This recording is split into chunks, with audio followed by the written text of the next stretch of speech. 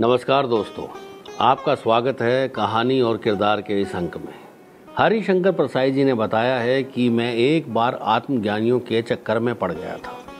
मैं तब चंद्रा साहब रिटायर्ड इंजीनियर की चौल में किराए पर रहता था। एक शाम वो मुझे पैदल सिविल लाइंस की सड़क पर चलते मिल गए। मैंने नमस्ते के बाद वही निरर्थक प्रश्न किया जो हम उनसे करते हैं, जिनसे ज़्यादा बात नहीं करना चाहते हैं। कहिए, कहाँ जा रहे हैं? चंद्रा साहब रुक गए, बड़ी रहस्य भरी मुस्कान धारण करके बोले, तुम नहीं जानते, आज शनिवार है ना। शनिवार को ये कहाँ जाते हैं? मैं सोचने लगा। जहाँ भी जाते हैं इनका जाना इतना महत्वपूर्ण और मशहूर है कि इनके किराएदारों को तो उसकी जानकारी होनी ही चाहिए। मैंने बहुत अनुमान लगाकर डरते डरते कहा, हनुमान जी के दर्शन करने जा रहे होंगे आप। चंद्रा साहब मेरे अज्ञान पर करुणा से मुस्कुराए, फिर रहस्य खोलने लगे।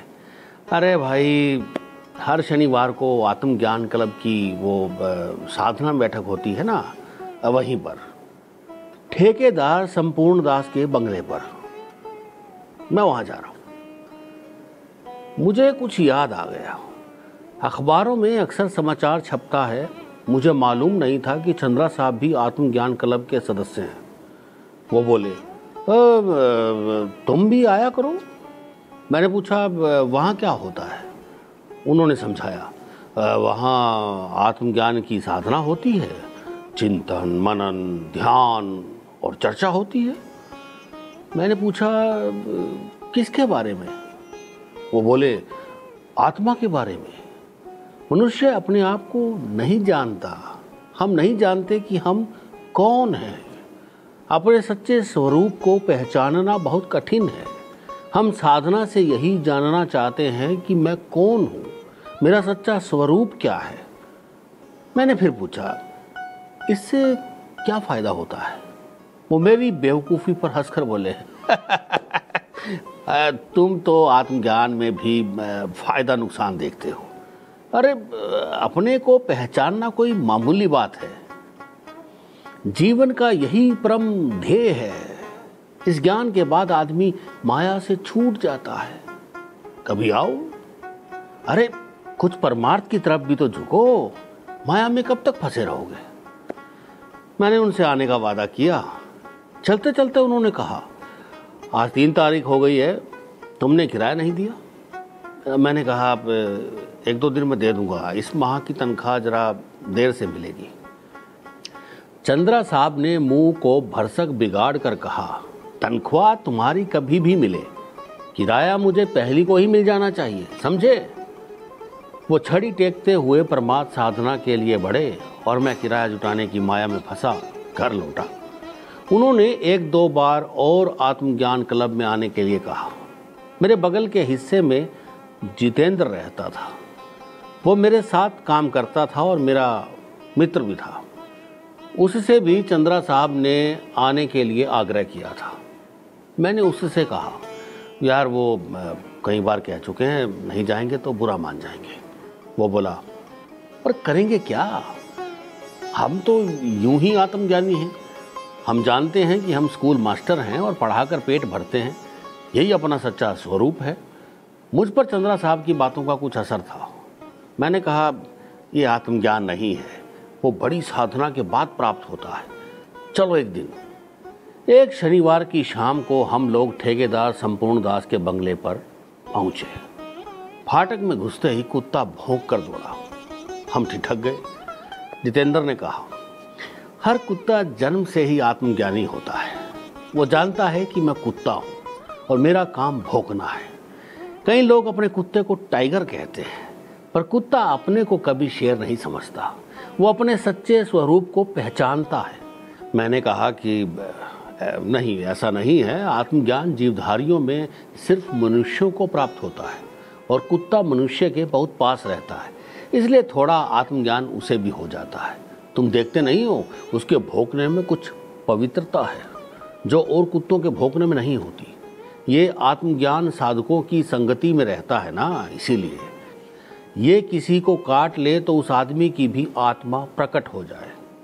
चंद्रा साहब और ठेकेदार संपूर्ण दास बरामदे में आ गए और उन्होंने कुत्ते को बुला लिया।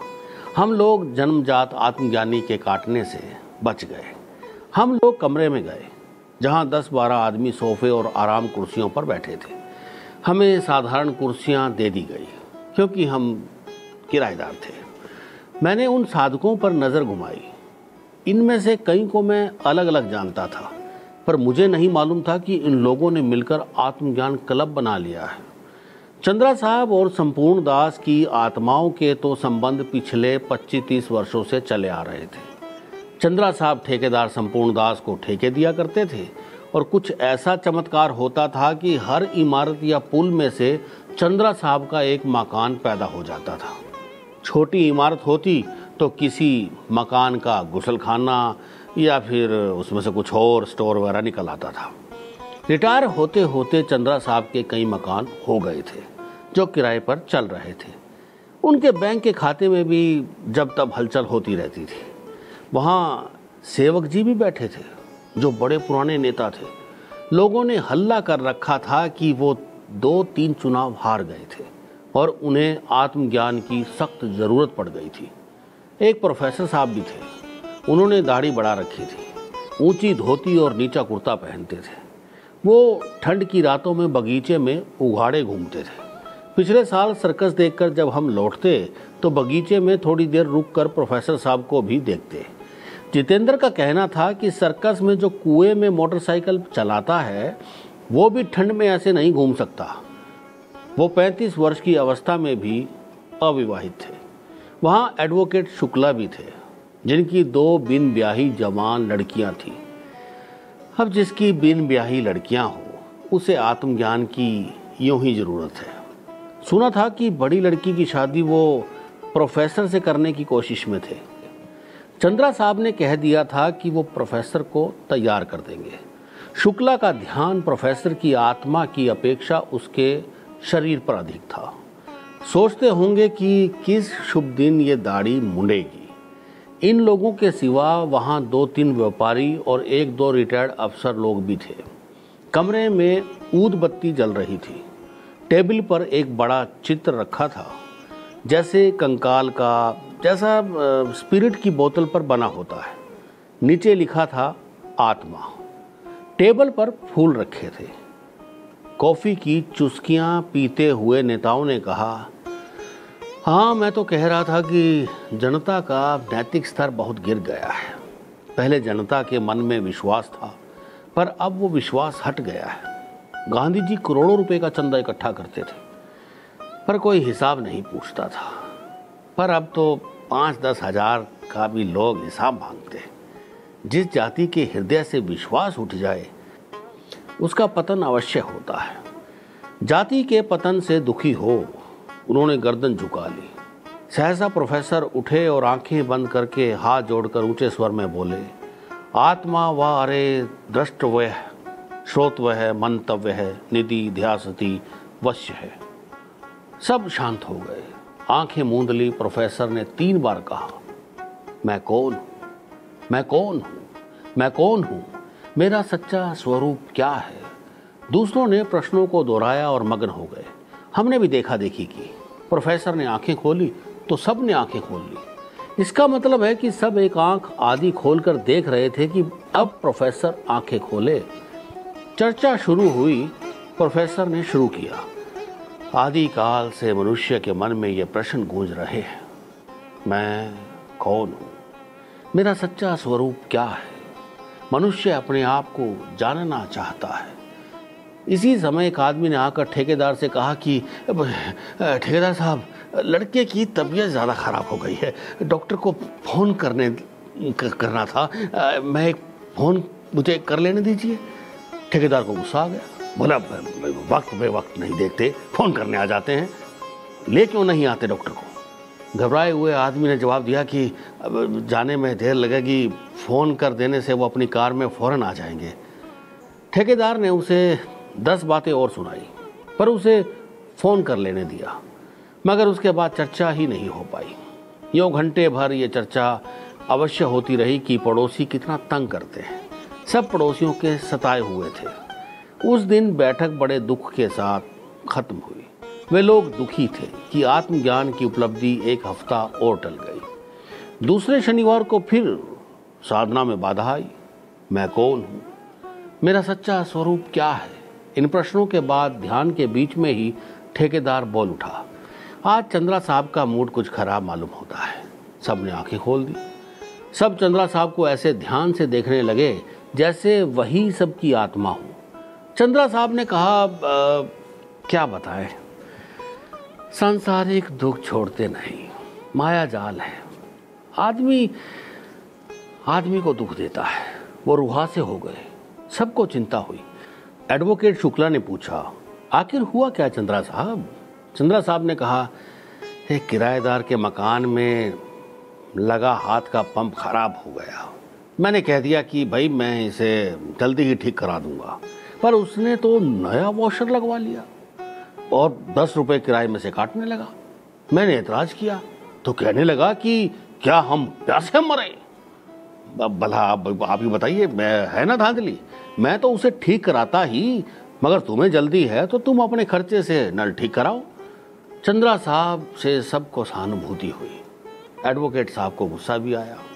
कहा, मैं उसे 10 दिन में मकान से निकलवा दूंगा, कल ही इंजेक्टमेंट कार्रवाई करवा देता हूं। उन्होंने चंद्रा साहब के मुख पर संतोष पड़ना चाहा। चंद्रा साहब ने आशा दिलाई थी कि लड़की की शादी प्रोफेसर से करा दूंगा। प्रोफेसर ने दार्शनिक दृष्टि से कहा, वास्तव में मकान मालिक का दर्जा ईश्वर के पास है। ईश्वर ने सृष्टि रची, पृथ्वी बनाई, आकाश बनाया, लेकिन मकान नहीं बनाए। मनुष्य पृथ्वी पर खुले आकाश के नीचे तो नहीं रह सकता था। तब मकान मालिकों ने मनुष्यों के रहने के लिए मकान बनवाए। जो किराए के लिए मकान बनवाते हैं वे ईश्वर के समान ही पूज्य हैं, पर इस बात को बहुत कम किराएदार समझते हैं। उसने भी चंद्रा साहब की तरफ आशा से देखा कि अब वो प्रसन्न हो गए होंगे। चंद्रा साहब कुछ प्रसन्न तो हुए, पर आत्मा की चर्चा करने के लिए उनका मन तैयार नहीं हुआ। सभी उदासी में डूबे रहे। बड़ी देर तक किराएदारों की दुष्टता की चर्चा होती रही। आत्मज्ञान की प्राप्ति एक हफ्ते और टल गई। मैं और जितेंद्र लगभग हर शनिवार को साधना में शामिल होने लगे। प्रोफेसर दाढ़ी में तेल चुपड़ने लगा था। इसे देखकर एडवोकेट शुक्ला बहुत आशावान हो गए थे। फिर एकाएक मेरा तबादला हो गया। आत्मज्ञान की साधना वहीं छूट गई। अभी 2 साल बाद मुझे जितेंद्र मिला। मैंने पूछा, आत्मज्ञान साधकों का क्या हाल है? जितेंद्र ने कहा, उनकी साधना सफल हो गई, उन्हें आत्मज्ञान हो गया। मैंने कहा, अच्छा आत्मज्ञान हो गया, फिर उन सब के क्या हाल है? जितेंद्र ने बताया, उनके अलग अलग हाल हैं। चंद्रा साहब संपूर्ण दास और नेताजी पागलखाने में हैं। प्रोफेसर ने शादी कर ली है, वे दोनों सेठ जेल में हैं। मैंने कहा, अरे ये कैसे हुआ?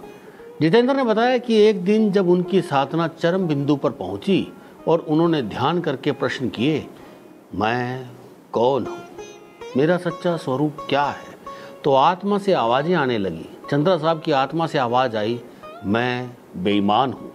मैं घुसखोर संपूर्ण दास की आत्मा से आवाज आई, मैं चोर हूँ, मैं बेईमान हूँ। नेताजी की आत्मा से आवाज आई, मैं पाखंडी हूँ, मैं नीच हूँ। दोनों सेठों की आत्माओं से आवाज आई, मैं इनकम टैक्स चोर हूँ, मैं 2 हिसाब रखने वाला हूँ। सबकी जागृत आत्मा से निरंतर ये आवाजें आने लगी और वे सड़कों पर चिल्लाते घूमने लगे, मैं चोर हूँ, मैं बेईमान हूँ, मैं पाखंडी हूँ। आखिर चंद्रा साहब, संपूर्ण दास और नेताजी तो पागलखाने भेजे गए और दोनों सेठ जेल में हैं। प्रोफेसर ने जब आत्मा से पूछा, मैं कौन हूँ, मेरा सच्चा स्वरूप क्या है, तो जवाब आया, मैं नर हूँ, मुझे मादा चाहिए। उसने एडवोकेट शुक्ला की बड़ी लड़की से शादी कर ली। शुक्ला की आत्मा से कोई आवाज़ नहीं आई, क्योंकि वो आत्मज्ञान के लिए नहीं आता था, लड़की की शादी जमाने आता था। आत्मज्ञान बेचारों को ले डूबा। मेरा तबादला ना होता तो मैं भी उन साधकों के चक्कर में पड़ जाता, तब ना जाने क्या होता। अच्छा हुआ कि मेरा तबादला हो गया। तो दोस्तों, ये थी हरिशंकर परसाई जी द्वारा लिखित कहानी आत्मज्ञान क्लब। आपसे निवेदन है कि आप हमारे चैनल राज कला मंच को सब्सक्राइब जरूर करें और अपने सुझाव को कमेंट बॉक्स में ज़रूर लिखें। तो दोस्तों, मिलते हैं कहानी और किरदार के अगले अंक में एक नई कहानी के साथ। धन्यवाद।